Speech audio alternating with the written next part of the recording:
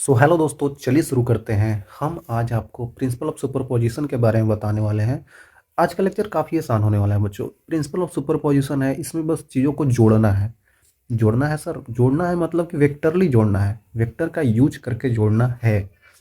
आसान होने वाला है चीज़ें। अगर आप पहले वेक्टर पढ़ चुके होंगे और एसएचएम में हमने फेजर्स भी बताया था, तो चीज़ें बहुत आसान हो जाएगी यहाँ पे। ठीक है, एक वेक्टर दिया होगा, उसको एंगल दिया होगा और वेक्टरली हमको जोड़ना है।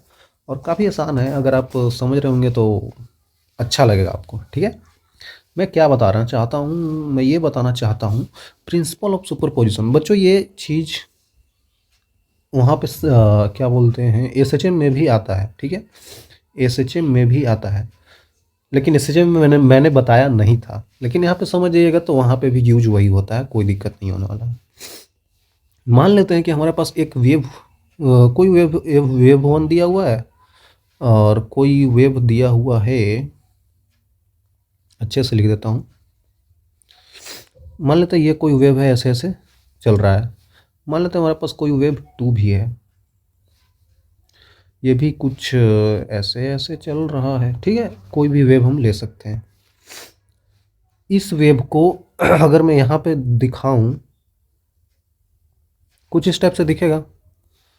ये वेव टू ही यहाँ पे मैंने लिख दिया है। तो इसमें अगर हम देखें तो दो वेव्स हमारे पास हैं। किसी भी एक्स डिस्टेंस पे अगर हम देखना चाहें तो देख सकते हैं, ये इसका वेव वन है तो इसका कुछ डिस्प्लेसमेंट होगा। डिस्प्लेसमेंट का इक्वेशन आप समझ रहे हैं ना, इक्वेशन ऑफ वेव क्या होता है, y equal to A sine omega T minus के एक्स, कुछ इस टाइप का होता है। इसका भी कुछ होगा y2 डिस्प्लेसमेंट का इक्वेशन। तो हमें क्या करना है ना, अगर इनको हमने आपस में जोड़ दिया मतलब कि क्या, इम्पोज कर दिया। बच्चों समझ रहे हैं ना मैं क्या बोल रहा हूँ। मान लेते हैं ना, ऐसे नहीं समझ रहे हैं तो आप ऐसे समझिए। मान लेते हैं ये कोई स्ट्रिंग है, हमने इधर से वेव क्रिएट किया तो ऐसे ऐसे ऐसे ऐसे वेव इधर गया, और इधर से भी वेव क्रिएट किया तो ऐसे ऐसे ऐसे वेव आगे गया। तो दोनों वेव जाकर कहीं पे तो मिलेंगे भाई, कहीं पे तो इम्पोज होंगे, और जहाँ पे इम्पोज होंगे वहाँ पे एक नया वेव का फॉर्मेशन होगा। समझ रहे हैं आप। आखिरकार इस ये ऐसे ऐसे चल रहा है तो इसका कुछ इक्वेशन होगा वेव का, इधर चल रहा है इसका भी वेव का कुछ इक्वेशन होगा। तो इसमें जो डिस्प्लेसमेंट का इक्वेशन होता है ना, y1 इधर होगा, मान लेते y2 इधर होगा, तो दोनों मिलने के बाद यहाँ पे कुछ y नेट नया आ जाएगा। ठीक है, तो हुआ ना, इम्पोज करने के बाद नया वेव का फॉर्मेशन हुआ ना बच्चों, बिल्कुल। तो ऐसे समझ सकते हैं, या फिर यहाँ पे ऐसे मैंने अलग अलग करके दिखा दिया, और इनको अगर किसी भी एक्स डिस्टेंस पे इन दोनों को देखें, इम्पोज करते हैं तो एक नया वेव का फॉर्मेशन होगा। वही वेव का डिस्प्लेसमेंट का इक्वेशन, मतलब कि मैं ये बोलना चाहता हूँ, वाई नेट का वैल्यू जो होगा वही y1 प्लस y2 हो जाएगा। और कुछ नहीं करना है, बस यही यही है प्रिंसिपल ऑफ सुपरपोजिशन। यहाँ पे y क्या है, डिस्प्लेसमेंट से। ठीक है, डिस्प्लेसमेंट से तो ऑब्वियसली वेक्टर समी करना होगा। यहाँ पे सुपरपोजिशन ऑफ वेव्स हो गया। एसएचएम पढ़ रहे थे तो सुपरपोजिशन ऑफ एसएचएम हो जाएगा, एसएचएम। आगे पढ़ेंगे सुपरपोजिशन ऑफ साउंड वेव होगा तो वो हो जाएगा, लाइट वेव होगा तो वो हो जाएगा। हर जगह पे एक ही चीज़ होने वाला है, समझ जाइए एक बार बस आप। मान लेते हैं कि हमारे पास कोई इक्वेशन दिया था वेव वन का, y1 equal to a1 sine of omega T minus का के एक्स, कुछ इस टाइप का दिया था। y2 भी दे दिया था हमें, a2 sine of omega T minus का के एक्स, है ना बच्चों। दो आपको दे दिया है इक्वेशन y1 और y2 का। y नेट क्या होगा, y1 प्लस y2 होगा। तो इन दोनों को हमको वेक्टरली ऐड करना होगा। अब कैसे ऐड करना होगा, हम एग्जांपल्स के थ्रू आपको बताएंगे। ठीक है, कोई दिक्कत नहीं होना चाहिए बच्चों। इसमें चीज़ें क्या बताती है, ये उसका बता रहा है मैग्नीट्यूड, है ना। ये उसका क्या है, मैग्नीट्यूड। मैग्नीट्यूड मतलब क्या, एम्पलीट्यूड है ये, है ना। ये कुछ स्केलर क्वांटिटी होता है, कुछ नंबर ही होता है। और ये साइन के अंदर जो ये चीज़ लिखा हुआ है, ये इसका फेज है। मतलब ये बताता है कितना एंगल ऊपर है, कितना एंगल नीचे है। मान लेते A1 हमने लिख दिया, तो A1 कुछ एम्पलीट्यूड ऐसे है, लेकिन ये किस डायरेक्शन में है। तो मान लेते ये बोला गया है कि A1 जो ऐसे है वो यहाँ एक्स एक्सिस से 30 डिग्री ऊपर है, तब ना हम समझेंगे कि ऐसे है। तो ये एंगल बताता है और ये उसका मैग्नीट्यूड बता रहा है, एम्पलीट्यूड का। ठीक है, ऐसे हम लोग कर सकते हैं बिल्कुल आसानी से। चाहें तो आप इसका, हो सकता है बच्चों को अच्छा नहीं लग रहा हो तो आप डेफिनेशन भी लिख सकते हैं, क्योंकि 11th में डेफिनेशन की भी ज़रूरत पड़ती है बोर्ड्स वगैरह में। तो डेफिनेशन आप समझ सकते हैं कि बोला जाता है when two or more waves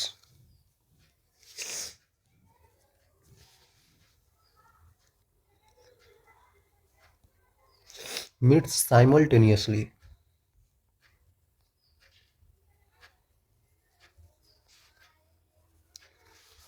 at a point in a medium,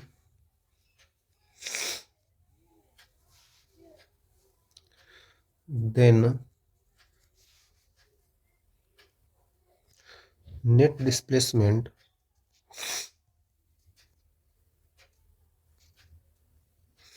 is vector sum of waves।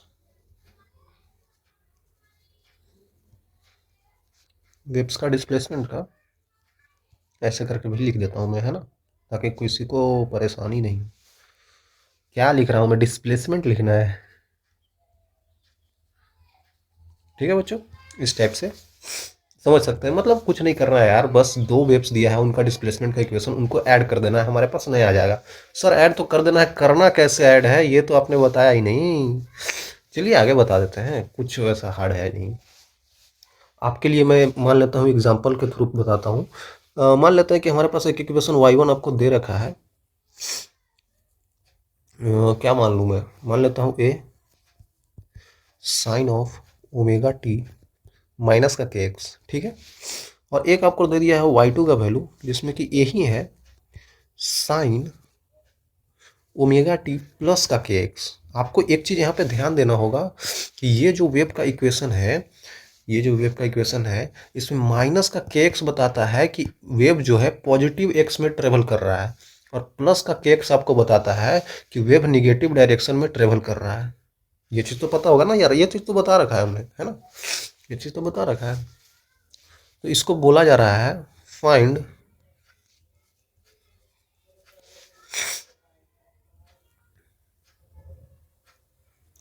Net displacement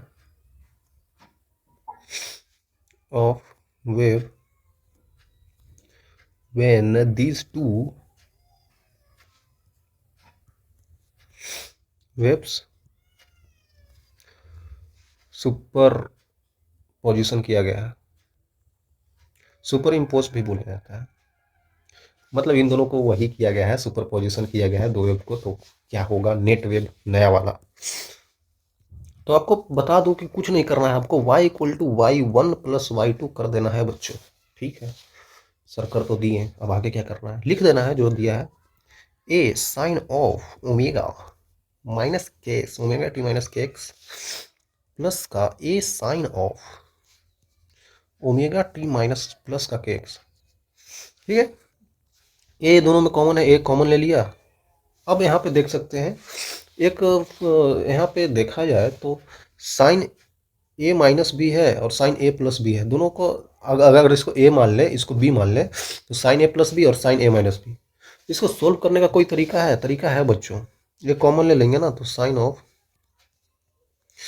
omega T minus का के एक्स प्लस का sine of omega T plus का के एक्स आ जाएगा। ठीक है, तो हम अगर चाहें तो यहाँ पे फॉर्मूला लगा सकते हैं ट्रिगोनोमेट्री का। ट्रिगोनोमेट्री का क्या फॉर्मूला होता है बच्चों, आपने मैथ्स में पढ़ा होगा यार। यहाँ पे बोला जाता है कि कहीं पे sine C plus D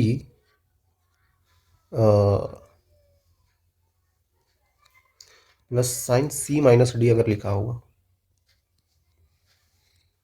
sorry मैं क्या बोल रहा हूँ, मैं क्या बोल रहा हूँ, ये तो गलत मैं बोल रहा हूँ बच्चों। मैथ्स में अब आपने पढ़ा होगा, मैथ्स थोड़ा मेरा कमजोर हो गया है। मैथ्स में कहीं पे पढ़ा होगा कि sine of C plus sine of D अगर कहीं पे दिया हुआ हो, तो इसका फॉर्मूला क्या होता है, इसका फॉर्मूला होता है 2 sine C plus D upon 2 into cos of C minus D upon 2। ये फॉर्मूला होता है, ये मैं बताना चाहता हूँ। मैंने यहाँ पे थोड़ा सा गलती बोल दिया, उसके लिए माफ़ी चाहता हूँ। इसको मैंने सी माइनस डी बोल दिया, ऐसा नहीं लेना है।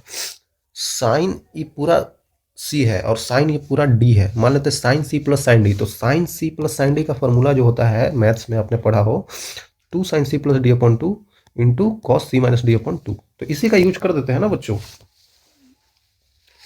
मुझे थोड़ा सर्दी हो गया है, तो यहाँ पे ए हो जाएगा, इस वहीं पे यूज कर देते हैं। 2 sin of c + d/2, दोनों को जोड़ दीजिए। इसको जोड़ेंगे और इसको जोड़ेंगे तो ये तो कट ही जाएगा। ओमेगा टी 2 ओमेगा टी/2, मतलब ओमेगा टी आ जाएगा, साइन ओमेगा टी आ जाएगा, into cos of C minus डी/2। सी माइनस डी करिए, इसको में से इसको घटा दीजिए, तो माइनस माइनस ये कट जाएगा और ये माइनस रहेगा, तो ये दोनों नहीं कटेगा, माइनस का 2 k x आ जाएगा। कॉस में माइनस का 2 k x आ जाएगा, तो कॉस तो खा जाता है माइनस को, तो kx बचेगा, क्योंकि नीचे 2 है ना, तो वो भी कट जाएगा, तो ऐसे आ जाएगा आपके पास। तो यही तो हो गया बच्चों, y का वैल्यू हो गया 2a sign omega T into cos of kx। तो हमारे पास यहाँ पे आ गया ये इक्वेशन फाइनली जो है डिस्प्लेसमेंट का। ठीक है, काफ़ी आसान है यार, काफ़ी आसान है बच्चों। एक चीज़ यहाँ पे अगर मैं दिखाना चाहता हूँ आपको बच्चों, तो मैं ये बोलना चाहता हूँ कि समझिएगा, एक्चुअली में इसको हम लोग इंटरप्रेट भी कर सकते हैं, मतलब कि हम समझ भी सकते हैं डायग्राम के थ्रू। y1 और y2 आपके पास दिया है और दोनों का एम्पलीट्यूड भी सेम है, बस दोनों का डायरेक्शन अलग अलग है। डायरेक्शन अलग अलग कैसे हो सकता है? एक प्लस एक्स में जा रहा है, एक माइनस एक्स में जा रहा है। मान लेते हैं एक स्ट्रिंग ऐसा है और इधर से एक वेव ट्रेवल कर रहा है ऐसे, और एक वेव इधर से ट्रेवल कर रहा है। अच्छा वेव नहीं बना, ठीक है। मान लेते ये वेव इस डायरेक्शन में आ रहा है, ये वेव इस डायरेक्शन में आ रहा है, और यही ये क्या है, ये है y1 बच्चों, और ये क्या है बच्चों, ये है y2।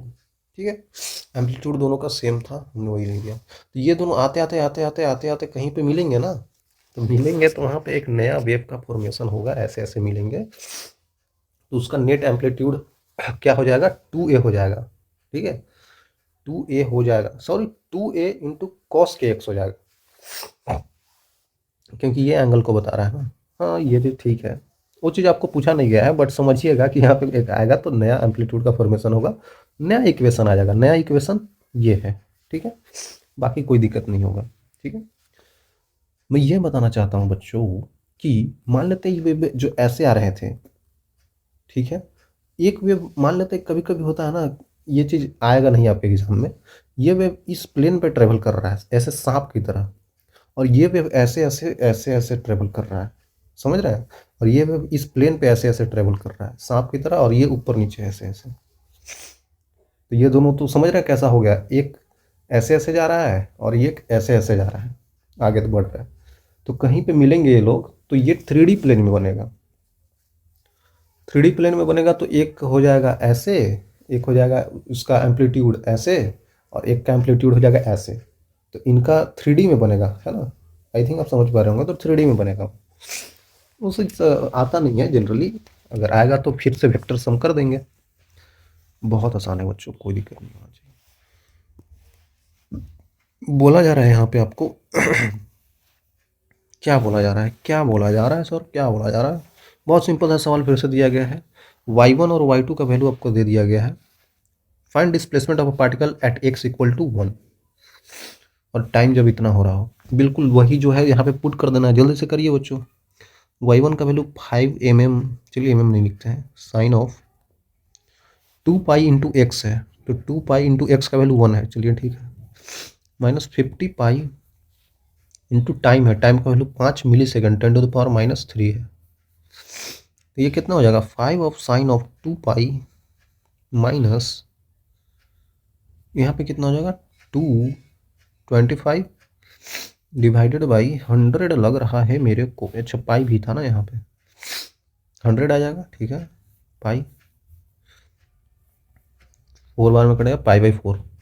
तो आप समझ जाइए 5 of sine 2 pi minus pi by 4 कितना होता है? 2 पाई में से पाई बाई 4 घटाया गया तो साइन उसमें क्या होता है फोर्थ क्वाड्रेंट में?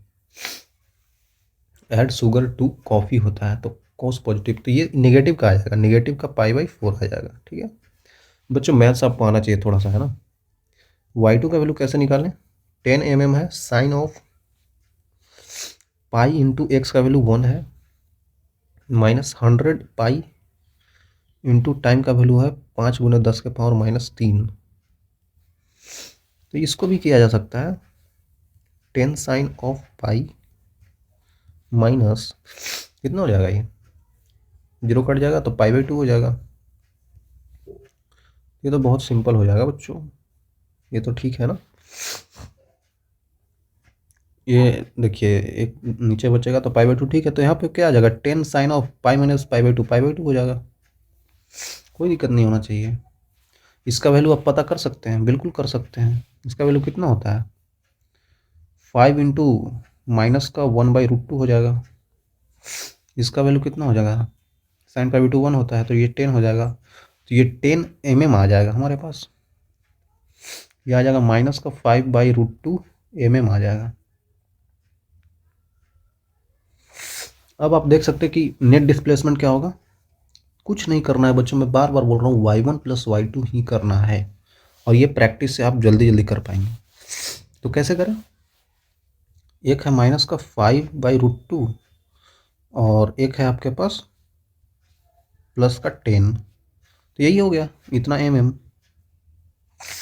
और डिस्प्लेसमेंट मान लेते हैं ना कि ये यहाँ पे जे कैप में होगा, माइनस का जे कैप और ये होगा जे कैप, तो ओवरऑल ये ज़्यादा है तो ओवरऑल जो डिस्प्लेसमेंट ये हमारे आएगा पॉजिटिव आएगा, तो ये प्लस का जे कैप में आंसर आ जाएगा। वो चीज़ आप समझ रहे होंगे। ठीक है, बहुत सिंपल है यार। हम लोग तो ऐसे भी पढ़े थे, याद कीजिए हम लोग जब पढ़ रहे थे SHM, तो SHM में इक्वेशन x इक्वल टू होता था, x इक्वल टू मान लीजिए आपको दे दिया कि 4 साइन ऑफ ओमेगा टी दे दिया, कहीं पे दे दिया x1 का वैल्यू है, x2 का वैल्यू है 3 साइन ऑफ, सॉरी यहाँ पे कोस दे दिया, कॉस ऑफ ओमेगा टी दे सकता है ना भाई। तो हमने बताया ना SHM में हमने नहीं बताया था ये चीज़, लेकिन वही चीज़ है यहाँ पे बताया वहाँ पे बताया, बात वही है बच्चों, है ना। तो यहाँ पे अगर बोल दिया जाए फाइंड नेट डिस्प्लेसमेंट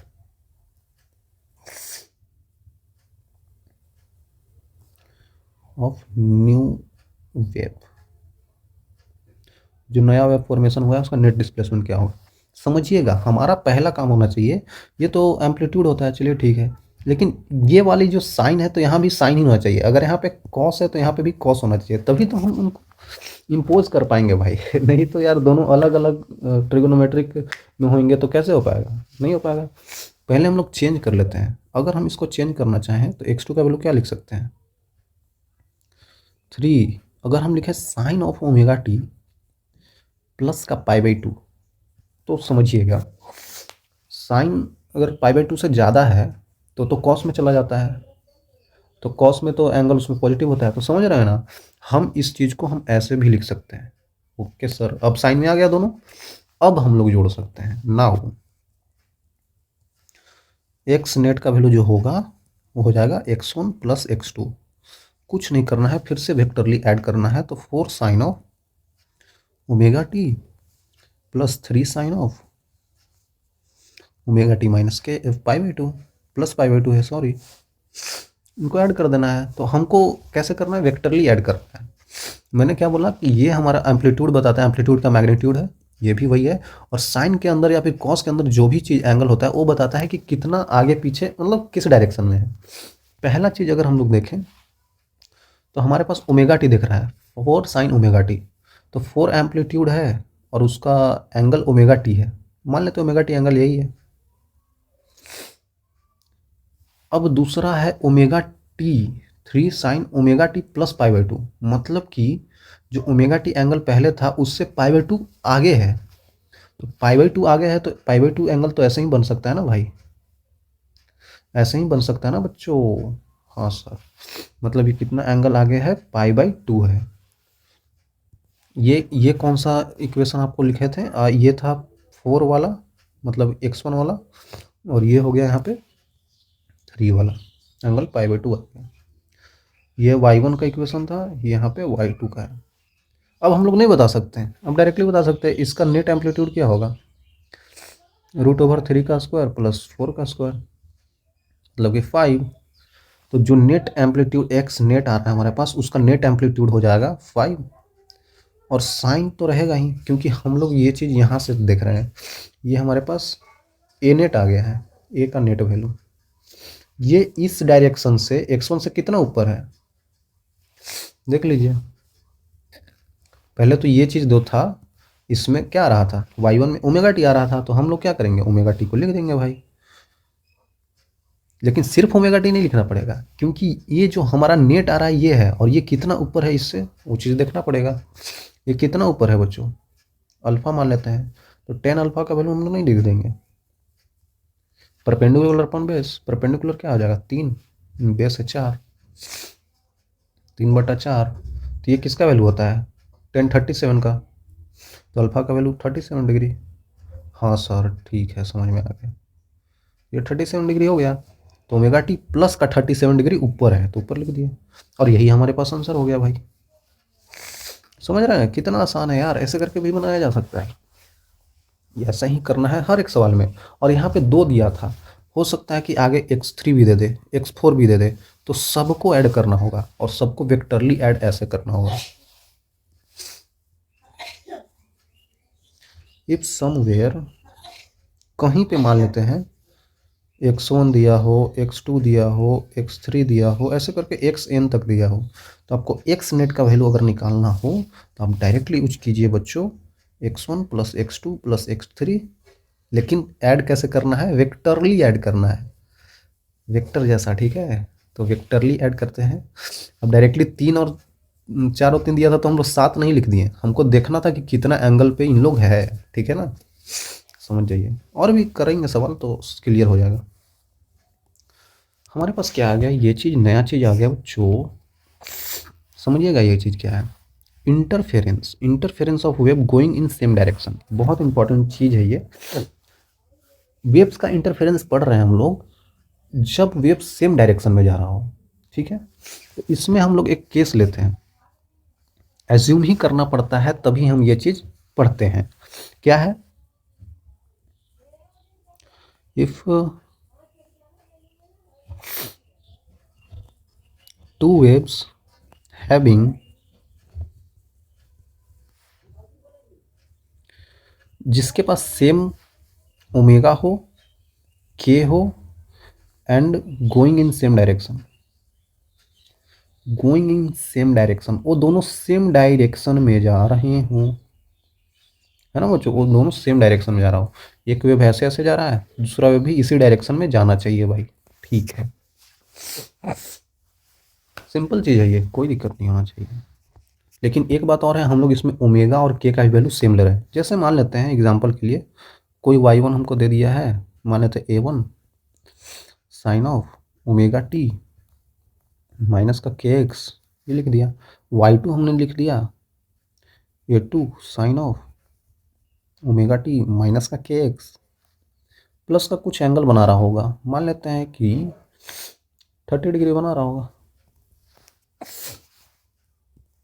भाई। टोटल अगर हम लोग वेव का इक्वेशन लिखते थे, तो हम लोग कैसे लिखते थे, y equal to A sine omega T minus के एक्स प्लस 5, मतलब ये कुछ एंगल होता था, इनिशियल फेज इसको बोला जाता है ना, ये इनिशियल फेज है।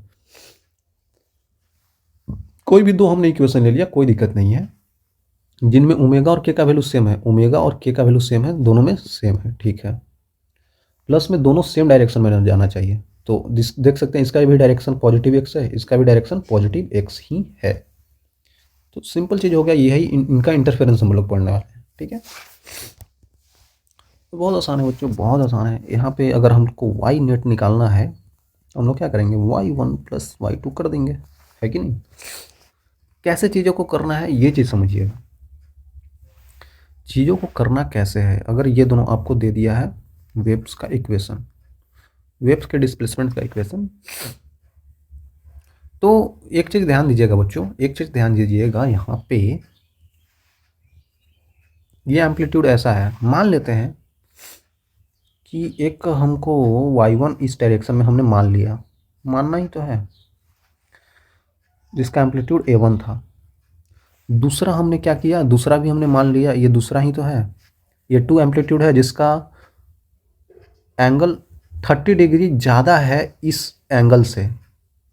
y1 में जो एंगल बन रहा है साइन ओमेगा टी माइनस के एक्स, वो यहाँ पे भी है लेकिन प्लस में 30 डिग्री और है, मतलब y2 का जो कंपोनेंट होगा वो 30 डिग्री और ऊपर होगा, यही तो बोल रहा है। तो 30 डिग्री और हमने ऊपर बना दिया, ये मान लेते A2 है, तो इनका नेट एम्पलीट्यूड कुछ इस डायरेक्शन में होगा, ए नेट। हाँ सर अब समझ में आ रहा है। ठीक है, तो कोई दिक्कत नहीं है। कितना ऊपर है बच्चों, ये 30 डिग्री ऊपर है। हाँ सर 30 डिग्री ऊपर है, ठीक है। इसके लिए हमको ए नेट की ज़रूरत पड़ती है, वाई नेट लिखने के लिए। वो कैसे लिखें हम, वो कैसे लिखा जाए। अब हम लोग ये चीज़ पढ़ ले रखे हैं ऑलरेडी कि हम लोग लिखते हैं A1 का स्क्वायर प्लस A2 का square plus 2A1 A2 cos phi, cos phi मतलब कि इन दोनों के बीच का डिफरेंस, इन दोनों को घटाएंगे, y2 माइनस y1 करेंगे तो ये चीज़ तो कट जाएगा, तो बचेगा क्या 30 डिग्री। तो ये यहाँ पे 30 डिग्री आ जाएगा। कैसे आया मैंने बता दिया। बोलेंगे सर ये कैसे आ गया, बच्चों हमने वेक्टर में पढ़ रखा है, दो वेक्टर्स का अगर सम करना है, उनके बीच में कुछ एंगल है तो ऐसे हम लोग लिखते हैं। सर मेरे को तो समझ में नहीं आ रहा है ये कैसे आया है, तो समझा देते हैं यार। आसान चीज़ है बच्चों, ये चीज़ ऐसे भी समझ सकते हैं ना। कैसे समझ सकते हैं, देखिए इस तरीके से भी हम लोग समझ सकते हैं। मान लेते हैं अगर आपको नहीं पता चल रहा है ये कैसे आया ए नेट का वैल्यू, कुछ मत कीजिए, ये A1 था इस डायरेक्शन में, ये A2 ये वाला है, तो A2 का कॉस कंपोनेंट क्या हो जाएगा, A2 का कॉस 30 इधर आ जाएगा, A2 का कॉस 30 इधर आ जाएगा, और A2 का साइन 30 इधर आ जाएगा।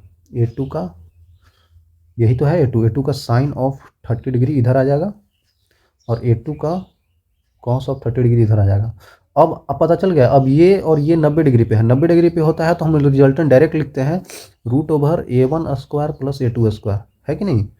तो A1 का स्क्वायर मतलब A1 मतलब अब यहाँ पे A1 भी है और A2 कॉस 30 डिग्री भी है, तो ये पूरा का स्क्वायर कर देंगे। आई थिंक आप समझ पा रहे होंगे। जैसे अगर अगर हम इसका कंपोनेंट ले लें तो इधर तो A1 ऑलरेडी था, अब एक और आ जाएगा इधर, A2 का कॉस थीटा ही मान लेते हैं, ऊपर आ जाएगा A2 का साइन ऑफ थीटा आ जाएगा।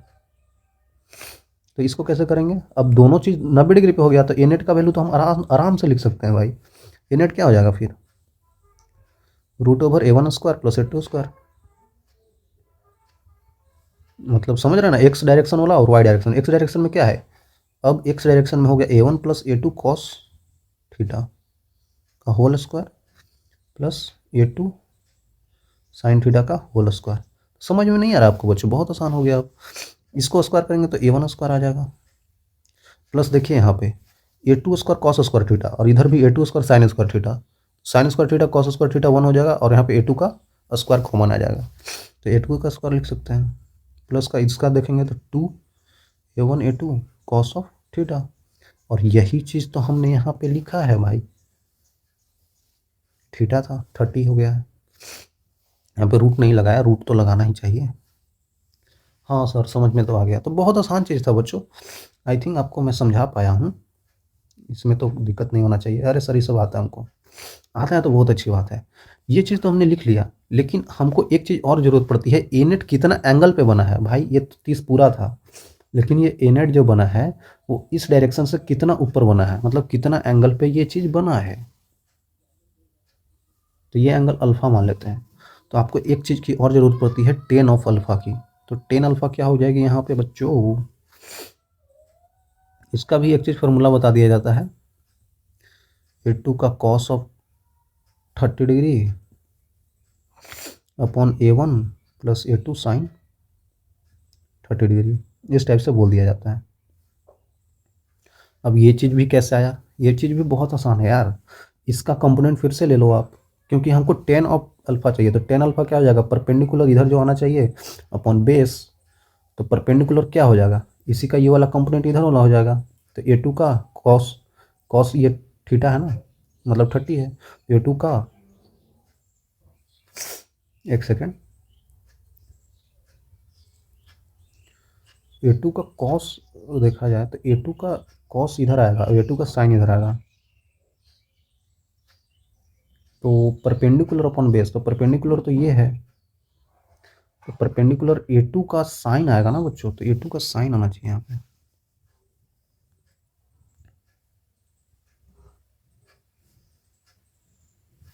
यहाँ पे थोड़ा सा गलती हो गया।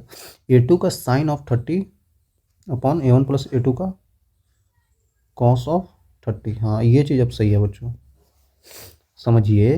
A2 का कॉस इधर आ जाएगा एक, और A2 का साइन इधर आ जाएगा, तो ये जो साइन है परपेंडिकुलर ये काम करेगा इसका यहाँ पे, अपॉन बेस क्या हो जाएगा इतना, और ये तो यहाँ पे बना होगा और इतना खाली है ना, तो वही वाला तो यहाँ पे कॉस कंपोनेंट आ जाता है इसका। हाँ सर, अब समझ में आ गया होगा आपको। तो ये चीज़ ऐसे हम लिख सकते हैं, और ये दोनों चीज़ अगर आपने लिख लिया तो आपने वाई नेट का वैल्यू बता दिया। सर यहाँ पे टॉपिक तो कुछ और था, टॉपिक ये था बच्चों कि हमारे पास सेम ओमेगा और सेम के होना चाहिए और सेम डायरेक्शन में वेव का ट्रेवल होना चाहिए। तो ठीक है, हमने ये चीज़ लेकर बता दिया, इस टाइप से होता है, और ज़्यादा कुछ इसमें है नहीं, हमको लास्ट में ऐड ही करना होता है। चलिए अब आगे एक केस लेते हैं। कौन सा केस सर? बल्ब वाला केस। मान लेते हैं कि ये y1 हमारे पास एक बार दे दिया हो, क्योंकि हम ये दोनों चीज़ सेम ले लिए हैं, है ना, दोनों जगह x का वैल्यू सेम है। सेम है तो मतलब दोनों ट्रेवल x डिस्टेंस में, जो डिस्टेंस ट्रेवल किया होगा ना x, वो दोनों में सेम ट्रेवल किया होगा। लेकिन मान लेते हैं कि अलग अलग ट्रेवल किया हो, तब क्या होगा? है ये वही इंटरफेरेंस ऑफ वेव, क्योंकि ओमेगा के का वैल्यू हम चेंज नहीं कर रहे हैं। ठीक है, बस x का वैल्यू चेंज करके देख लेते हैं। A1 sign omega T minus का KX1 प्लस θ1 मान लेते हैं, कुछ एंगल चला होगा। Y2 का वैल्यू आपको ले लेते हैं A2 का sine of omega T minus का KX2 प्लस θ2। समझिएगा बच्चों, θ1 θ2 बता रहा है कि इनिशियल फेज कितना है, मतलब हम शुरुआत कहाँ से कर रहे हैं। एक वेव शुरुआत कर रहा है एंगल 0 से, और दूसरा वेव ट्रैवल कर रहा है एंगल π/2 से। तो उन दोनों में इनिशियल फेज में हो गया, ये 0 फेज है और ये π/2 है ना। इनिशियल फेज आप समझ रहे हैं ना, कहाँ से स्टार्ट हुआ है, किस एंगल से स्टार्ट हुआ है। तो चाहे तो यहाँ पे भी हम लोग कर सकते हैं, तो वही तरीका है करने का। लेकिन एक चीज़ हमें यहाँ पे और चीज़ बताना चाहता हूँ, अगर इनको सुपर इम्पोज किया गया तो वाई नेट का वैल्यू जो आएगा बच्चों, y1 प्लस I2 आएगा, इसमें कोई संदेह नहीं होना चाहिए। लेकिन समझिएगा, हमको चाहिए मेन चीज़, एक चीज़ चाहिए होता है कि इन दोनों का फेज का डिफरेंस कितना है, तभी तो हम बता पाते हैं कि इससे ये कितना एंगल ऊपर है, क्योंकि हम इसमें से इसको घटा देते हैं। तो उसी तरीके से हम यहाँ भी कर देते हैं, इसमें से इसको घटा देते हैं बच्चों, घटा देते हैं। फेज का डिफरेंस हम पहले निकालना चाहते हैं, क्योंकि उससे हमको चीज़ें पता चल जाएगा। आफ्टर सुपरपोजिशन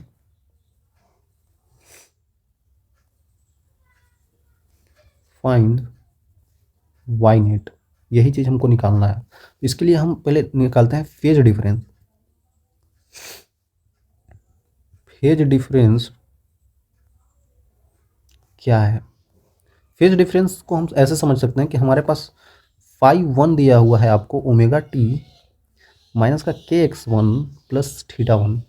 उसी तरीके से φ2 आपको दे दिया है ओमेगा टी माइनस का KX2 प्लस का θ2। और फेज डिफरेंस हमको निकालना है डेल्टा फाई। तो डेल्टा फाई क्या हो जाएगा बच्चों? दोनों को घटा दीजिए, घटाएंगे तो क्या हो जाएगा? मान लेते हैं ओमेगा टी, किसी में से किसी को घटा सकते हैं। ओमेगा टी माइनस का KX1 प्लस का θ1 माइनस ओमेगा टी प्लस का KX2 आ जाएगा, माइनस का θ2 आ जाएगा। आपको साफ साफ दिख रहा होगा, ओमेगा टी तो उड़ेगा। डेल्टा फाई हमारे पास और कुछ नहीं, K times of X1 minus X2 आ गया, प्लस का θ1 माइनस θ2 आ गया। तो डेल्टा फाई हम लोग K का वैल्यू और कुछ लिख सकते हैं। K का वैल्यू एक और हमको याद आ रहा है। K का वैल्यू और कैसे हम लोग लिख सकते हैं बच्चों? इधर आ जाते हैं। K का वैल्यू और कैसे लिख सकते हैं? सोचिए सोचिए, ओमेगा बराबर K इंटू वी होता है, ठीक है। तो K का वैल्यू अगर हम ऐसे लिख दें, और ओमेगा क्या होता है बच्चों? 2 पाई इंटू फ्रीक्वेंसी होता है। तो V का वैल्यू अगर देखें तो 2 पाई frequency divided by K। Sorry, K का वैल्यू हमको पता करना है यार, तो इसका वैल्यू नीचे V आ जाएगा। तो अगर हम ध्यान दें तो velocity equal to frequency into lambda तो होता ही है। तो यहाँ से अगर फ्रीक्वेंसी अपॉन वी कर दें, फ्रीक्वेंसी अपॉन वी, तो 1 अपॉन लेमडा आ जाएगा। तो यहाँ से हम लोग देख सकते हैं के का वैल्यू 2 पाई/लेमडा आता है। ये चीज़ आप याद भी रख सकते हैं, हम ऐसे निकाल के बता दिए। तो के का वैल्यू हम रख देते हैं यहाँ पे क्योंकि अच्छा लगेगा। के का वैल्यू 2 पाई/लेमडा होता है। और x1 माइनस x2 क्या बता रहा है? डेल्टा एक्स ही तो बता रहा है। ठीक है, θ1 माइनस θ2 क्या बता रहा है बच्चों? θ1 माइनस θ2 क्या बता रहा है? अब बोलेंगे बच्चे कि सर यहाँ पे x2 पॉजिटिव था, x1 निगेटिव था, तो यहाँ पे x2 माइनस x1 होना चाहिए।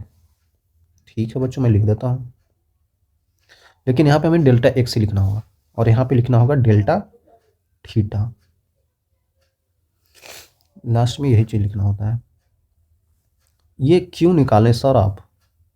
ये चीज़ निकालना बहुत ज़रूरी होता है, मतलब सही चीज़ होती है, क्योंकि आपको यहाँ पे पता कैसे चलेगा इन दोनों के बीच में डिफरेंस क्या है। तो हम डायरेक्टली, अगर आपको डायरेक्टली दिख रहा है तो ये चीज़ का यूज करने की कोई ज़रूरत नहीं है, इसका यूज करने की कोई ज़रूरत नहीं है। यहाँ पे हम थोड़ी वो सब करेंगे 2 पाई/लेमडा into delta x plus delta theta, नहीं।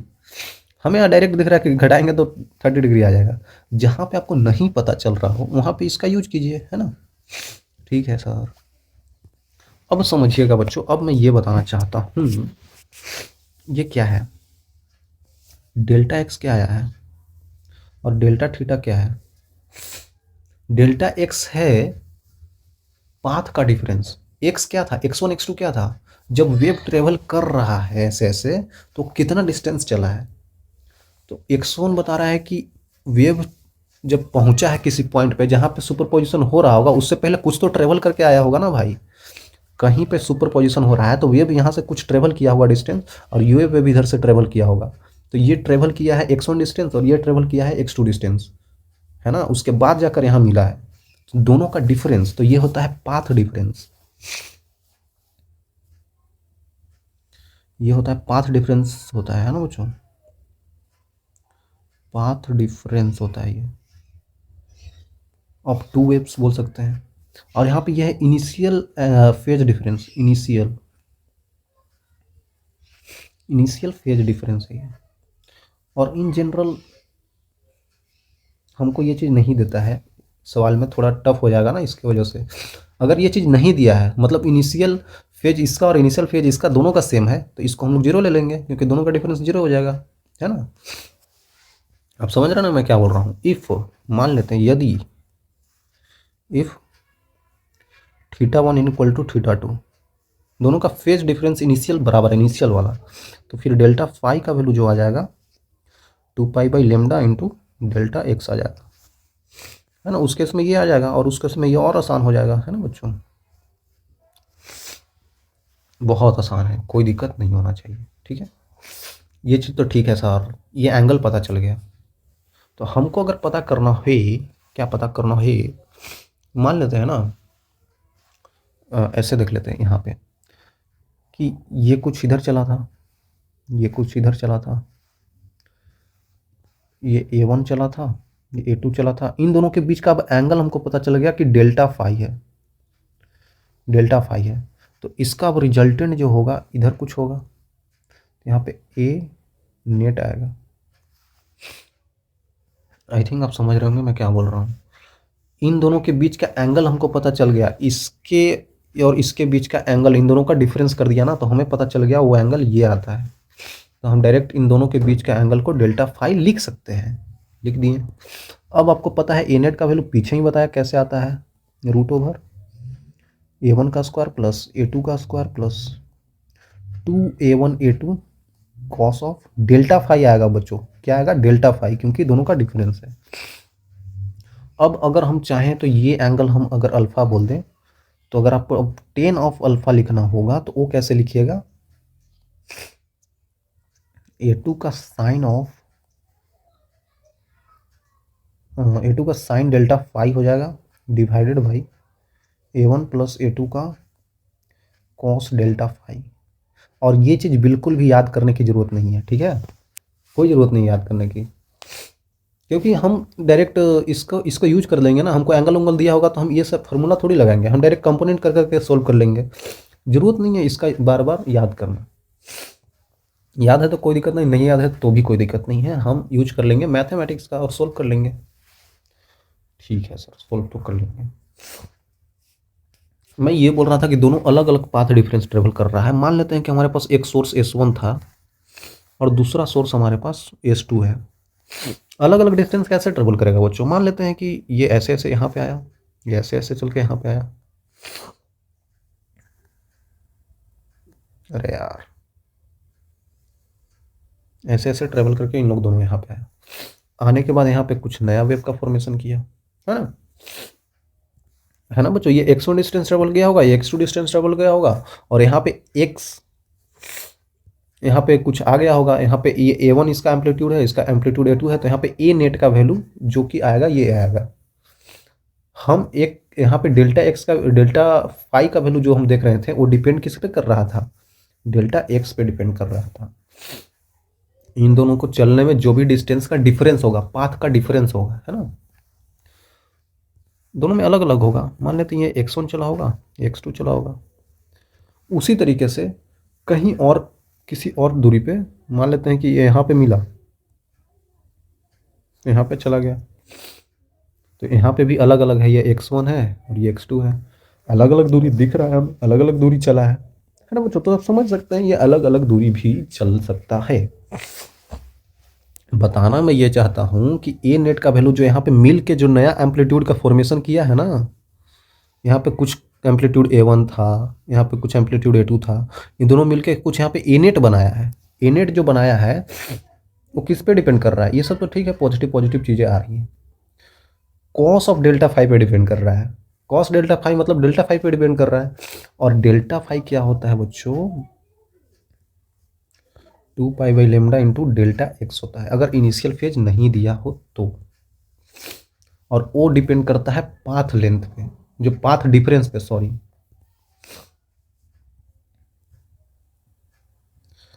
पाथ डिफरेंस पे डिपेंड करता है।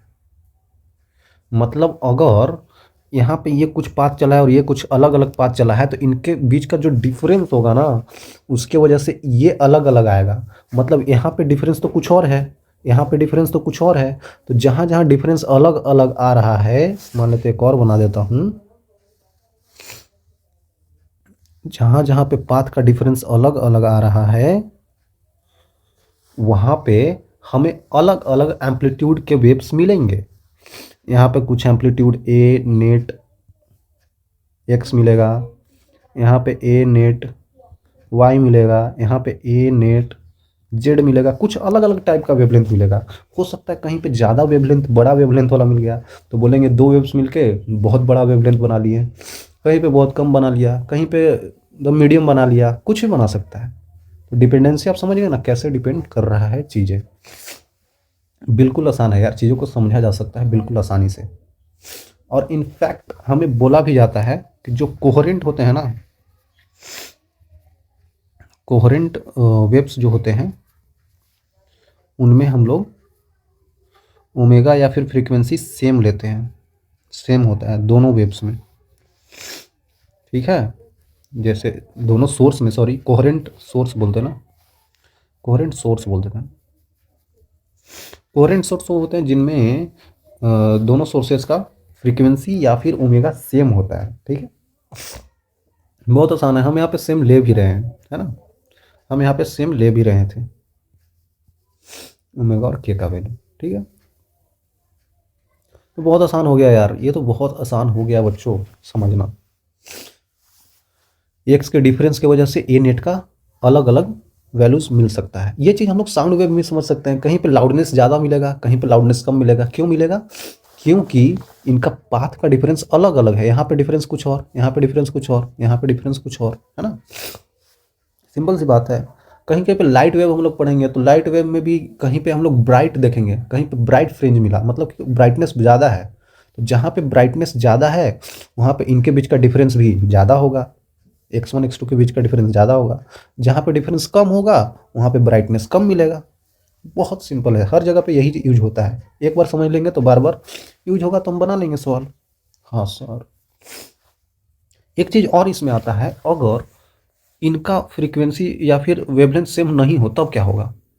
ये चीज़ सेम हो रहा है, कोहेरेंट हो रहा है, तब जाकर हमको यहाँ पे ज़्यादा एम्पलीट्यूड का मिल रहा है ना, वेव फाइनली। लेकिन क्या हो अगर अलग अलग हो, व्हाट इफ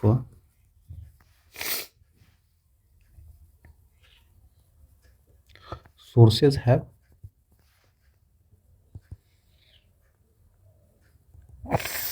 डिफरेंट ओमेगा, अलग अलग ओमेगा है। y1 मान लेते हैं a1 sine of omega 1 t minus के एक्स वन। फाई नहीं लिखते हैं अभी, मतलब इनिशियल फेज छोड़ दीजिए, बहुत टफ हो जाता है। टफ नहीं लिखना पड़ता है, ज़्यादा लिखना नहीं चाहते हैं अपना। ये two sine of omega 2t minus का के एक्स टू अगर हम लिख दें तो क्या करें क्या करें क्या करें। फिर से अगर सुपर पोजिशन होता है तो वाई नेट का तो वैल्यू आपको तो पता ही है, फिर से यार y1 प्लस y2 कर देंगे, कोई दिक्कत नहीं है सर। हम ये बोल रहे हैं कि यहाँ पे डेल्टा फाई क्या होगा, यहाँ पे डेल्टा फाई अलग हो जाएगा भाई। वो डेल्टा फाई 2 पाई/λ×डेल्टा x कब था, जब ओमेगा के का वैल्यू सेम हो, दोनों सेम डायरेक्शन में जा रहे हो। यहाँ पे भी सेम डायरेक्शन में ही जा रहा है, लेकिन ओमेगा का वैल्यू अलग अलग है, ठीक है। डेल्टा फाई क्या हो जाएगा, ओमेगा 2t माइनस का k x two minus omega 1t minus का के एक्स वन,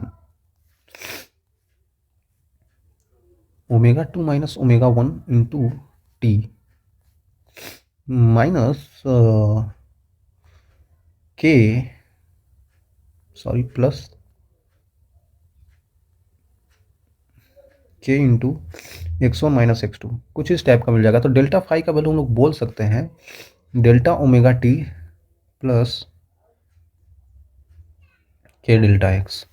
तो अब जो हमारे पास डेल्टा फाई आ रहा है वो सिर्फ और सिर्फ डेल्टा एक्स पे डिपेंड नहीं कर रहा है। हमें एक्चुअली में ए नेट चाहिए था। ए नेट का वैल्यू क्या होता है, a1 square plus a2 square plus 2a1 a2 cos of delta phi.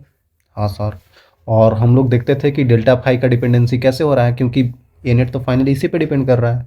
तो डेल्टा फाई अब डिपेंड कर रहा है, डेल्टा एक्स पे तो कर ही रहा है, लेकिन अब डेल्टा ओमेगा पे भी डिपेंड कर रहा है। मतलब हमने फ्रीक्वेंसी ही चेंज कर दिया भाई, सोर्स का फ्रीक्वेंसी ही चेंज कर दिया बच्चों। अब तो भाई इस पे भी डिपेंड करेगा, ठीक है, अब तो इस पे भी डिपेंड करेगा। मतलब मैं ये बोल रहा हूँ अगर हमारे पास सोर्स S1 ये है, सोर्स S2 ये है, तो अगर यहाँ से कोई वेव ऐसे ऐसे निकला है, इधर से कोई वेव ऐसे निकला है, कहीं पे मिला है, ठीक है, ये x1 डिस्टेंस चला, x2 डिस्टेंस चला, लेकिन यहाँ पे जब अब ए नेट मिलेगा ना, अब यहाँ पे जो ए नेट मिलेगा हमें, एक सेकेंड, इसका वैल्यू तो अलग होगा, किससे, किसी से, एक सेकेंड यार, अच्छा से बनाना चाहिए हमें।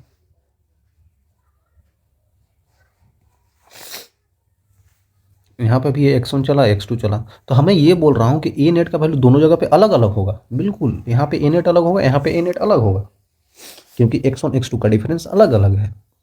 बट बात यहाँ पे ये चीज़ इसलिए फिर से हम दोहराना चाहते हैं क्योंकि यहाँ पे ओमेगा डिफरेंट है, उसके कारण ये जो मिला है इससे अलग है, लेकिन ये खुद कभी कम बेसी हो रहा होगा, क्योंकि ये समय के साथ भी अब वेरी कर रहा है। समय घटेगा बढ़ेगा तो इसका खुद का ए नेट चेंज होता रहेगा।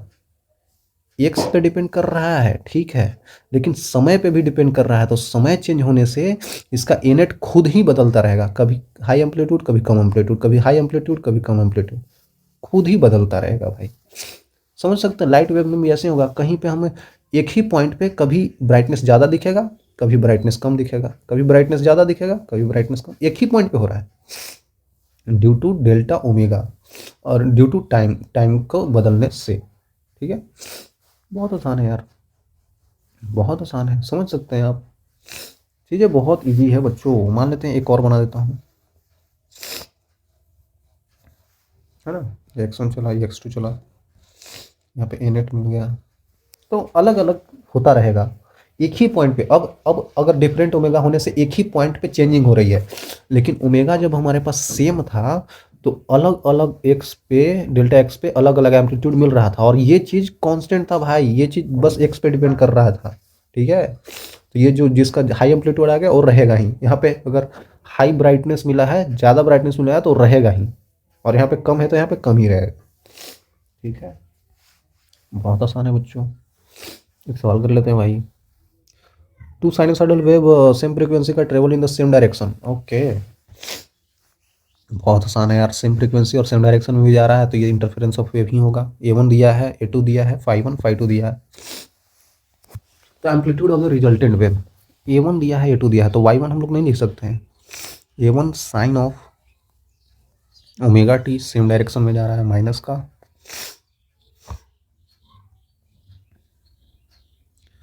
एक सेकंड, ये तो हमको दे ही दिया है, φ1 φ2 तो दे ही दिया है बच्चों, तो हमें लिखने की ज़रूरत ही नहीं है। मान लेते हैं ये φ1 दिया है, इनिशियल फेज दिया है तो ये 0 है शुरुआत में। दूसरे बार में दिया है A2 sign omega T minus का KX प्लस का π/2 है, तो प्लस का π/2 लिख दिया। साफ साफ अब हमको बार बार वही चीज़ नहीं करना है। इन दोनों के में बीच में फेज डिफरेंस 90 डिग्री का है, तो पहले हम लोग यहाँ पे A1 बना लेते हैं और यहाँ पे A2 बना लिया।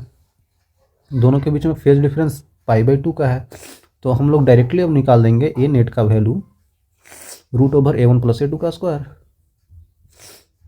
क्योंकि 90 डिग्री पे है ना। हाँ सर, ये तो काफ़ी आसान हो गया यार। A1 का स्क्वायर मतलब 3 का स्क्वायर प्लस 4 का स्क्वायर, तो 5 सेंटीमीटर आ गया। कितना आसान है। अगर आप डायरेक्टली अब इक्वेशन भी लिखना चाहें तो लिख सकते हैं। ये एंगल कितना हो जाएगा, अल्फा 10 अल्फा लिख दीजिए।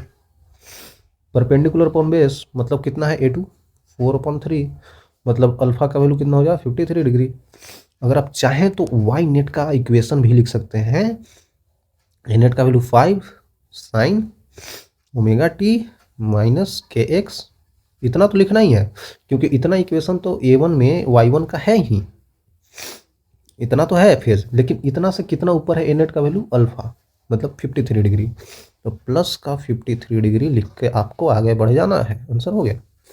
बहुत आसान है बच्चों। ठीक है, मैं एक चीज़ और बताना चाहता हूँ, सवाल आप करिएगा, बिल्कुल करिएगा। एक कॉन्सेप्ट है बच्चों, जहाँ पे हमारे को मिल रहा था ए नेट का value A1 square plus A2 square plus 2A1A2 cos of phi delta phi, sorry. ठीक है, पता है सर, पता है सर। समझिएगा, मैं ये चीज़ बताना चाहता हूँ कि इंटेंसिटी हम लोग क्या लिखे थे, पढ़े हैं ना पीछे। इंटेंसिटी आई का वैल्यू क्या होता था, omega square A square. Sir मैं तो याद ही नहीं है बच्चों, ये गलत बात है। ओमेगा स्क्वायर A स्क्वायर ऐसे मेरे को भी याद नहीं आ रहा है। Omega square A square rho into V divided by 2, यही तो था, मेरे को लगभग याद आ गया है।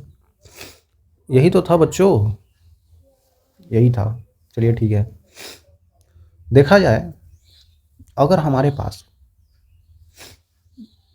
डेंसिटी तो चेंज नहीं होगा भाई, डेंसिटी तो चेंज नहीं होगा, ओमेगा चेंज हम नहीं ले रहे हैं, ओमेगा का चेंज नहीं ले रहे हैं। अगर हमारे पास इंटरफेरेंस हो रहा है दो वेव्स का, तो हम लोग ओमेगा चेंज नहीं ले रहे हैं, मतलब फ्रीक्वेंसी चेंज नहीं हो रहा है।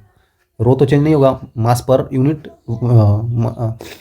वॉल्यूम है, मतलब मास डेंसिटी है, तो वो तो चेंज नहीं होगा। वो तो डायरेक्ट रस्सी पे ही डिपेंड करता है, रस्सी थोड़ी चेंज कर रहे हैं। ये चेंज नहीं, ये चेंज नहीं, वेलोसिटी ऑफ वेव चेंज हो रहा है क्या, समझिएगा। Velocity equal to frequency into lambda होता है भाई, है ना बच्चों, यही तो होता है। या फिर ओमेगा इक्वल टू के इंटू वी होता है। हम लोग देखें इंटरफेरेंस ऑफ वेव में हम लोग ओमेगा का वैल्यू चेंज नहीं कर रहे हैं, वेव नंबर भी चेंज नहीं कर रहे हैं, तो वेलोसिटी ऑफ वेव चेंज नहीं होगा। ये चेंज नहीं हो रहा है, ये चेंज नहीं हो रहा है, ये चेंज नहीं हो रहा है, तो बस चेंज हो रहा है एम्पलीट्यूड, जो कि हम देख सकते हैं। मतलब कि हम लोग इंटेंसिटी का वैल्यू लिख सकते हैं omega square rho V by 2 into A square. इसको हम लोग इस तरीके से कांस्टेंट लिख देते हैं, ये पूरे को कांस्टेंट मान के, ये पूरे को हमने कांस्टेंट मान लिया, कुछ कांस्टेंट है टाइम्स A स्क्वायर, तो इंटेंसिटी का value some constant time A square आ गया। बेसिकली मैं लाना ये चाहता हूँ, इसको मैं इंटेंसिटी के टर्म में लाना चाहता हूँ, बस ये बात यही है। सर तो ला दो ना, इतना क्या दिक्कत है। ए नेट लिखना है तो ए नेट क्या होगा, अगर हम लोग ए नेट का स्क्वायर ही लिख दें वो कितना होगा, A1 का स्क्वायर प्लस A2 का square plus 2A1 A2 cos of delta phi. Okay, A net का स्क्वायर मतलब आई अपॉन के, A1 का स्क्वायर मतलब कि I1 अपॉन के, I2 अपॉन के plus 2A1 A2, 2A1 A2, A1 A2 करना है मतलब कि I1 अपॉन के, I2 अपॉन के और कॉस ऑफ डेल्टा फाई तो ऐसे ही रहेगा। हाँ सर, क्या यहाँ पे के कट रहा है बच्चों? देख लेते हैं यार, देख लेते हैं, देख लेते हैं। देखिए यहाँ पे A1 का स्क्वायर था ना बच्चों, A1 का स्क्वायर, तो A1 का स्क्वायर हमने कर दिया, तो ठीक है ठीक है। A1 A2 है तो यहाँ पे A1 लिखेंगे तो रूट में आएगा, है ना, ये रूट में आएगा बच्चों, तो यहाँ पे घबराइएगा मत आप, यहाँ पे रूट में आएगा। तो साफ साफ दिख रहा है के रूट के होता है, ये भी कट गया। आंसर क्या आ रहा है बच्चों? आई नेट का वैल्यू जो आ जाएगा, जैसे कि ए नेट लिखे थे, I1 plus I2 plus 2√I1 I2 cos of delta phi. तो हमारे पास इन टर्म्स ऑफ इंटेंसिटी भी लिख सकते हैं इस तरीके से। अगर कहीं पे ए नेट इस तरीके से लिखा हुआ है, पूछ दिया कि आई नेट क्या होगा, तो आई नेट को हम इस तरीके से लिख सकते हैं, कोई दिक्कत नहीं होना चाहिए बच्चों, आसान है ना, बहुत आसान है भाई। चलिए आगे चलते हैं। अब बहुत ज़रूरी है समझना कि इस चीज़ को बच्चों, जो हम लोग इंटरफेरेंस ऑफ वेव देख रहे हैं, उसमें एक होता है कंस्ट्रक्टिव इंटरफेरेंस और एक होता है डिस्ट्रक्टिव इंटरफेरेंस। एक होता है कंस्ट्रक्टिव, एक होता है कंस्ट्रक्टिव इंटरफेरेंस। दोनों बेहद ही आसान चीज़ है, बहुत आसान चीज़ है। कंस्ट्रक्टिव इंटरफेरेंस का मतलब होता है जहाँ पे हमको एम्पलीट्यूड का वैल्यू मैक्सिमम मिले। जब एम्पलीट्यूड का वैल्यू मैक्सिमम, तो हमको आई का भी वैल्यू मैक्सिमम ही चाहिए। हाँ सर, तो जहाँ पे ये मैक्सिमम, यहाँ पे ये मैक्सिमम, तो मतलब जहाँ पे इंटरफेरेंस कंस्ट्रक्टिव हो रहा है वहाँ पे ए का वैल्यू मैक्सिमम मिलेगा। ठीक है सर, कैसे मिल सकता है? हमें पता है ए का वैल्यू होता क्या है, ए नेट का वैल्यू होता क्या है। ए नेट का स्क्वायर ही लिख देते हैं, तो A1 का स्क्वायर प्लस A2 का square plus 2A1 A2 cos of delta phi. समझिएगा, कॉस ऑफ डेल्टा फाई लिख दिया हमने, तो यहाँ पे इसका वैल्यू मैक्सिमम चाहिए, ए नेट का वैल्यू मैक्सिमम चाहिए। अब यहाँ पे ए लिखा हुआ है तो आप मत समझिएगा इसका वैल्यू मैक्सिमम चाहिए, हमें ए नेट का वैल्यू मैक्सिमम चाहिए। तो ये स्क्वायर तो ये सब तो मैक्सिमम वैल्यू देगा, इन दोनों का गुना भी करेंगे तो मैक्सिमम वैल्यू नहीं आएगा। डिपेंड कर रहा है कि कॉस का एंगल, ये जो है, ये जो कॉस का टर्म आ रहा है, इसका वैल्यू क्या है। इसका मतलब पूरा का, इसका पूरा का वैल्यू मैक्सिमम चाहिए, तो इसका भी वैल्यू मैक्सिमम चाहिए होगा ना भाई। ठीक है सर, मतलब हमको अगर मैक्सिमम करना है, ए नेट का वैल्यू अगर मैक्सिमम चाहिए, इसका मतलब हमको कॉस ऑफ डेल्टा फाई का भी वैल्यू मैक्सिमम चाहिए भाई, है ना। ये पूरा टर्म का वैल्यू मैक्सिमम चाहिए, तो मैक्सिमम कैसे, सॉरी मैक्सिमम लिखना है ना, कॉस थीटा के, कॉस थीटा कुछ भी हो तो उसका मैक्सिमम वैल्यू तो 1 होता है। हाँ सर, ये तो पता ही है। इसका मैक्सिमम वैल्यू कितना होता है, ये तो सबको पता है, 1 होता है, तो 1 लिख देते हैं। 1 कब होता है, कॉस डेल्टा फाई का वैल्यू 1 कब होता है, जब कॉस कॉस 0 होता है। सिर्फ कॉस 0 पे ही 1 मिलता है। नहीं सर, 0 है तो फिर से 2 पाई घुमा दीजिए तो फिर 0 मिल जाएगा, फिर से 2 पाई घुमा दीजिए, फिर 0 मिल जाएगा। तो ऐसे कर सकते हैं हम लोग, या इस पे, या फिर कॉस 2 पाई पे, या फिर कॉस 4 पाई पे, ऐसे ही बहुत पे मिल जाएगा यार। अरे यार, वही चीज़ को तो घुमाना है गोल गोल। पता नहीं बच्चे समझ रहे हैं कि नहीं। ये 0 है, इसको फिर 2 पाई घुमा दिया, फिर 2 पाई घुमा दिया, 4 पाई हो गया, फिर 2 पाई घुमा दिया, तो वहीं पे तो हम पहुंच रहे हैं। हाँ सर, ये सब तो बेवकूफ़ बनाने का तरीका है। 0 पे, 2 पाई पे, 4 पाई, 6 पाई पे, सब पे तो सेम ही मिलता है। बिल्कुल सही बोला आपने। तो यहाँ पे अगर कॉस चीज़ को हम हटा दें तो डेल्टा फाई का वैल्यू 0, या फिर 2 पाई, या फिर 4 पाई, इस टाइप से हो जाएगा। मतलब डेल्टा फाई का वैल्यू या तो 0, 2 पाई, 4 पाई, 6 पाई, बढ़ता जाएगा। दिख नहीं रहा, इवन मल्टीपल ऑफ पाई है, ठीक है। तो डेल्टा फाई का वैल्यू हम लोग ऐसे भी लिख सकते हैं 2n पाई। क्या मैं सही लिखा हूँ? 2n पाई। एन क्या है? एन 0 है, 1 है, 2 है, 3 है, 4 है, 5 है, 6 है, इन्फिनिट तक बढ़ते जा रहा है। 0 रखेंगे इधर 0, 1 रखेंगे 2 पाई, है ना, बढ़ता चला जाएगा। मतलब अगर इवन मल्टीपल ऑफ पाई है तो वहां पे ए नेट का वैल्यू मैक्सिमम आएगा।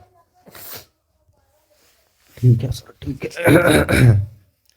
अब समझिएगा कि हमें पता है, हम जानते हैं, क्या जानते हैं, डेल्टा फाई का वैल्यू क्या होता है? 2 पाई/λ इंटू डेल्टा एक्स। हम बता रहे हैं बार बार, हम लोग इंटरफेरेंस यहाँ पे कंसिडर कर रहे हैं जहाँ पे ओमेगा के का वैल्यू सेम है और वो सेम डायरेक्शन में जा रहे हैं। तो हम ऑब्वियसली ऐसे लेंगे, प्लस का के टाइम्स ऑफ डेल्टा एक्स आ रहा था, क्या आ रहा था, सॉरी के टाइम्स नहीं, डेल्टा थीटा आ रहा था। ये चीज़ हमने पीछे पढ़ा है। मान लेते हैं if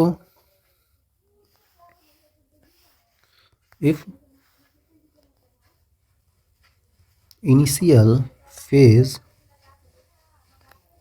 of waves are same. अगर इनिशियल फेज दोनों का सेम है, मतलब θ1 का वैल्यू θ2 के बराबर है, मतलब डेल्टा फाई का वैल्यू जो होगा वो 2 पाई/λ इंटू डेल्टा एक्स हो जाएगा। हाँ सर आपने सही बोला। और डेल्टा थीटा तो 0 हो जाएगा अगर सेम है, अगर इनिशियल एंगल सेम है दोनों का, तो क्या हो जाएगा यहाँ पे, क्या हो जाएगा? अगर हम देखना चाहें, डेल्टा फाई का वैल्यू कितना है, 2n पाई है, equal to 2 pi into delta x, 2 pi 2 pi, तो डेल्टा एक्स का वैल्यू क्या हो जाएगा, n λ। ये बहुत अच्छा रिजल्ट आ गया, n λ होता है। जहाँ पे n का वैल्यू आपको पीछे ही बताया 1 0 1 2 3, इस टाइप से बढ़ता जाएगा। ये जो यहाँ पे था वही यहाँ पे है। बहुत आसान है यार, हम लोग अगर चाहें तो डेल्टा एक्स के टर्म में भी बता सकते हैं चीज़ों को, ठीक है, काफ़ी आसान है। तो ये चीज़ें बता रहे हैं सर, अब बताना ये है कि इसका मैक्सिमम वैल्यू क्या होगा। तो चलिए मैक्सिमम वैल्यू निकाल लेते हैं यार। इतना चिल्ला क्यों रहे हैं बच्चे आप लोग?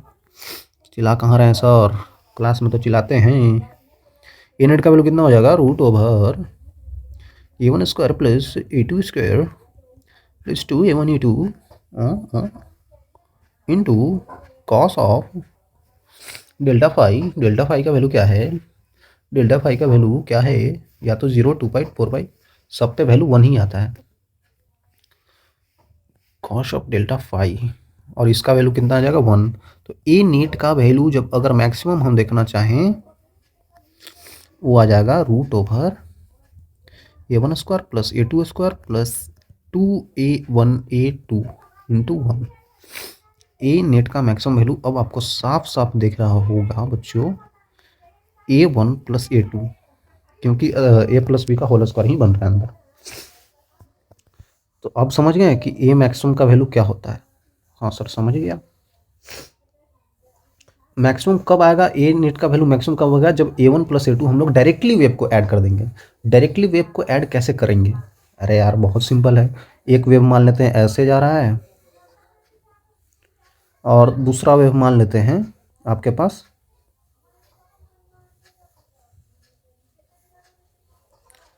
ऐसे जा रहा है। दो वेव मान लेते हैं, वेव 1 है, वेव 2 है। हमने बोला है इसका इनिशियल फेज दोनों का सेम है तब ये चीज़ आ रहा है।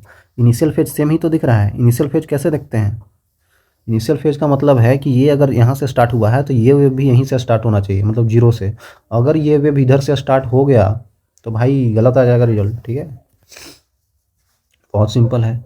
मान लेते हैं किसी पॉइंट पे इसका एम्पलीट्यूड जो था इसका 5 सेंटीमीटर था, इसका एम्पलीट्यूड 2 सेंटीमीटर है। तो हम डायरेक्टली इन दोनों को जोड़ के बता सकते हैं जो नया वेव आएगा उसका एम्पलीट्यूड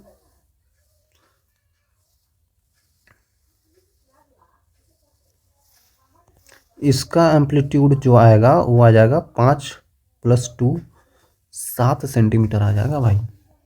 अब डायरेक्टली ही तो ऐड करना है, A1 + A2 कर दिया हमने, आ गया। बहुत आसान है यार, चीज़ों को समझ रहे होंगे आप। चाहे तो आप इंटेंसिटी के टर्म में भी लिख सकते हैं। आई का वैल्यू जो हम आई नेट लिखते थे कैसे लिखते थे, I1 + I2 plus 2√/i1 root i2 cos of delta phi. साफ साफ दिख रहा है कॉस डेल्टा फाई का वैल्यू 1 है, तो आई नेट का वैल्यू मैक्सिमम जब हो जाएगा कितना हो जाएगा, √i1 प्लस √i2 के बराबर का होल स्क्वायर। क्या मैं सही हूं? हाँ मैं सही हूं। ये हो जाएगा, है ना बच्चों? है ना बच्चों? बात तो सही है। देख लेते हैं आई नेट का वैल्यू यही आया था ना भाई, मैं गलत तो नहीं हूँ? आई नेट का वैल्यू यही आया था बच्चों। चलिए ठीक है, चलिए ठीक है, यही आया था।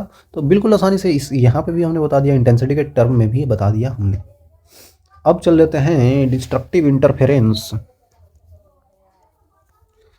TRUCTIV, destructive interference. कुछ नहीं है, बस वैसा ही है। डिस्ट्रक्टिव इंटरफेरेंस में हमको देखना है उसका उल्टा, कि कहाँ पे ए का वैल्यू मिनिमम हो रहा है। एम्पलीट्यूड का वैल्यू मिनिमम मतलब कि इंटेंसिटी भी लगभग मिनिमम ही चाहिए। कहाँ पे कितना हो रहा है ना? फिर से वही बात, अगर हम देखना चाहें तो हम लोग बता सकते हैं ए का वैल्यू, ए नेट का वैल्यू क्या आया था हमारे पास,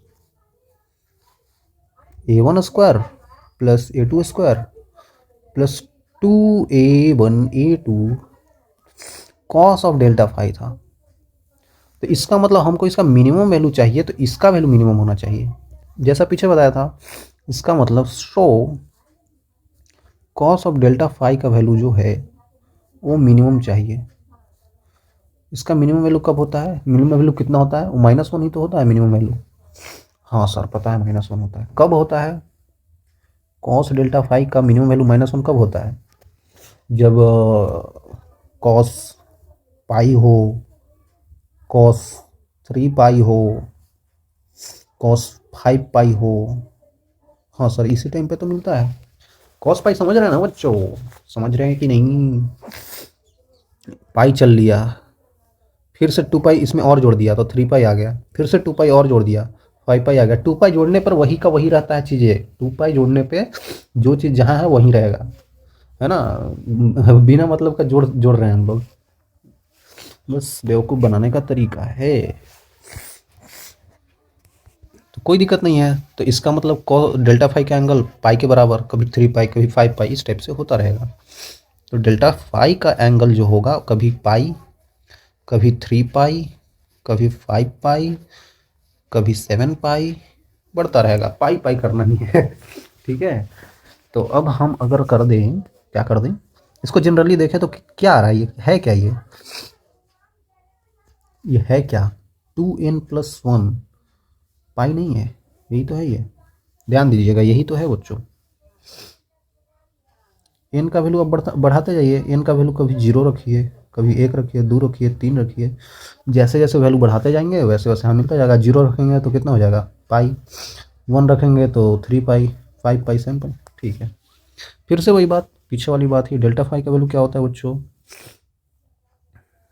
2 pi into delta x plus delta theta, है ना? मान लेते हैं फिर से, if there is same initial phase, initial phase of both waves, दोनों वेव्स का सेम इनिशियल फेज है, मतलब θ1 और θ2 का वैल्यू जो है वो बराबर है। मतलब हम लिख सकते हैं यहाँ पे, क्या लिख सकते हैं, मैंने डेल्टा फाई लिखा है ना, डेल्टा फाई का वैल्यू जो होगा बच्चों 2 पाई/λ टाइम्स ऑफ डेल्टा एक्स हो जाएगा, प्लस में डेल्टा थीटा जो था इसका वैल्यू 0 की तरफ जाएगा। हमारे पास जो आ गया है डेल्टा फाई का वैल्यू, वो कितना होता है? 2n+1 pi equal to 2 pi delta x. Pi pi आपको पाई पाई दिख रहा है, एक्स का वैल्यू दिख रहा होगा, डेल्टा एक्स का वैल्यू 2n+1 λ/2। ठीक है, तो ये हमारे पास डेल्टा एक्स का वैल्यू आ गया। फिर से वही बात, यहाँ पे एन का वैल्यू 0 ले लो, 1 ले लो, 2 ले लो, बढ़ते चले जाओ, है ना बच्चों। डेल्टा एक्स के टर्म में भी कहीं कहीं पे आ जाता है, तो हम ऐसे करके ले सकते हैं। डेल्टा फाई के भी टर्म में ऐसा ले सकते हैं। डिस्ट्रक्टिव इंटरफेरेंस में ये होता है।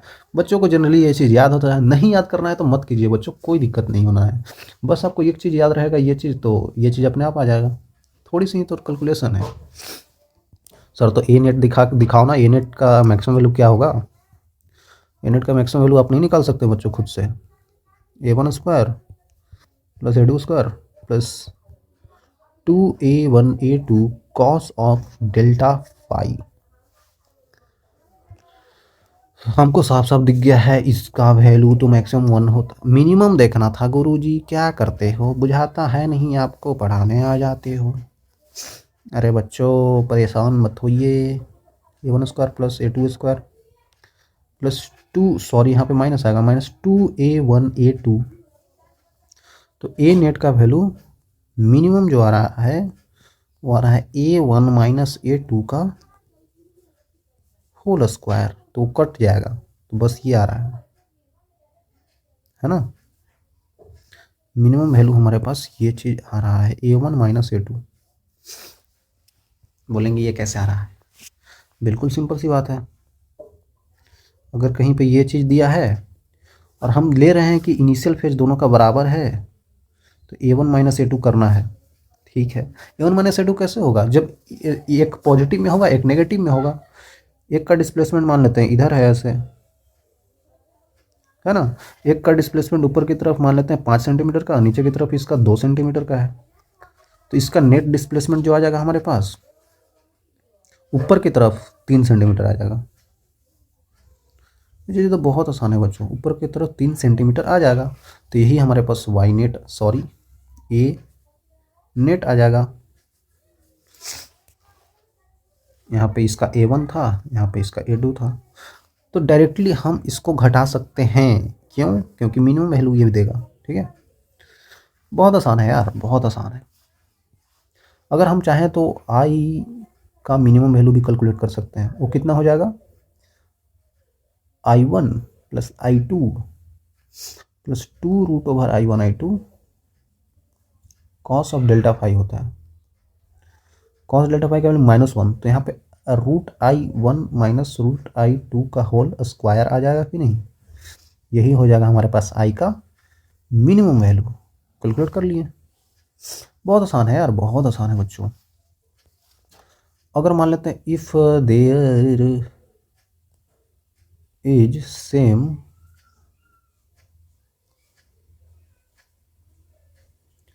वैल्यू ऑफ इंटेंसिटीज, अगर इंटेंसिटीज का वैल्यू सेम हो, मतलब कि I1 और I2 बराबर हो, तब आई का मिनिमम वैल्यू क्या हो जाएगा, 0, कट जाएगा। लेकिन आई का मैक्सिमम वैल्यू क्या हो जाएगा, प्लस करना है ना, तो 2 का स्क्वायर 4 आई हो जाएगा, आई नोट मान लेते हैं। तो इस टाइप से चीज़ें वेरी हो सकती है, ठीक है। आसान है यार, चीज़ें जैसा देगा आपको सवाल में वैसा कर लीजिएगा। चलिए मैं एक बीच में ऐसे करके ड्रॉ करके आपको बता देता हूँ, ताकि आप तो कुछ करते नहीं हो बच्चों। नहीं करते हैं सर, ज़्यादा बोलोगे ना तो समझ ही सकते हो हम क्या कर सकते हैं। सॉरी बच्चों, मेरे से गलती हो गया। कंस्ट्रक्टिव मान लेते हैं, कंस्ट्रक्टिव इंटरफेरेंस, ये किताबों में भी दिया रहता है इस टाइप से करके, और यहाँ पे डिस्ट्रक्टिव, ताकि यहाँ पे एक जगह पे आपको मिल जाए, तो हम भी उसी तरीके से दे देते हैं।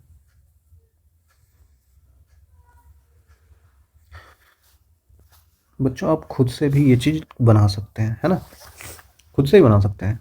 मान लेते हैं इसमें क्या होता था, इसमें हम लोग का ए का नेट का वैल्यू मैक्सिमम चाहिए होता था, उसी तरीके से आई का मैक्सिमम वैल्यू चाहिए होता था। यहाँ पे हमको ए का मिनिमम वैल्यू चाहिए होता है, या फिर आई का भी मिनिमम वैल्यू चाहिए होता है।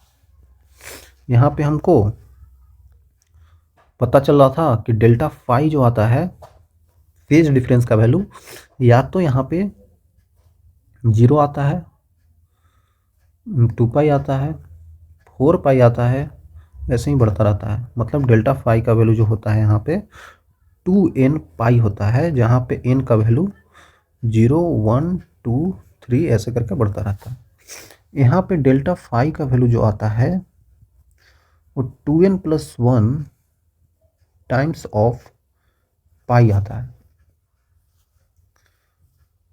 मतलब यहाँ पे एक सेकंड पहले ऊपर लिखना है कैसे बढ़ता है। यहाँ बढ़ता है पाई, 3 पाई, 5 पाई, 7 पाई, इस टाइप से बढ़ता रहता है। तो डेल्टा फाई का वैल्यू जो आता है 2n+1 पाई। और यहाँ पे आप लिख सकते हैं एन का वैल्यू 0 1 2 इस टाइप से बढ़ता रहता है। और भी समझ सकते हैं आप। यहाँ पे मान लेते हैं अगर इस टाइप से वेरी कर रहा है तो यहाँ पे अगर लिखना चाहे तो डेल्टा एक्स का भी वैल्यू लिख सकते हैं, एन लेमडा होता है। यहाँ पे डेल्टा एक्स का वैल्यू एन लेमडा होता है। यहाँ पे डेल्टा एक्स का वैल्यू होता है 2n+1 लेमडा/2, ठीक है। और एन का वैल्यू ऐसे ही वेरी कर रहा है, एन ऐसे ही वेरी कर रहा है। और भी चीज़ें समझ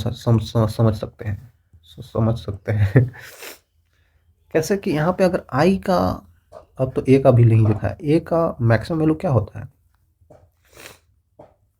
a1+a2 होता है। यहाँ पे ए का मिनिमम वैल्यू क्या होता है, a1 - a2 होता है। यहाँ पे आई का मैक्सिमम वैल्यू क्या होता है बच्चों, √i1 + √i2 का होल स्क्वायर। यहाँ आई का मिनिमम वैल्यू क्या होता है, √i1 - √i2 का होल स्क्वायर। यहाँ पे इफ मान लेते हैं यदि इफ i1 = i2 = i0 दोनों बराबर हैं तो i का मैक्सिमम वैल्यू जो आएगा हमारे पास वो आ जाएगा 4i0, मैक्सिमम वैल्यू है ये। If i1 = i2 = i0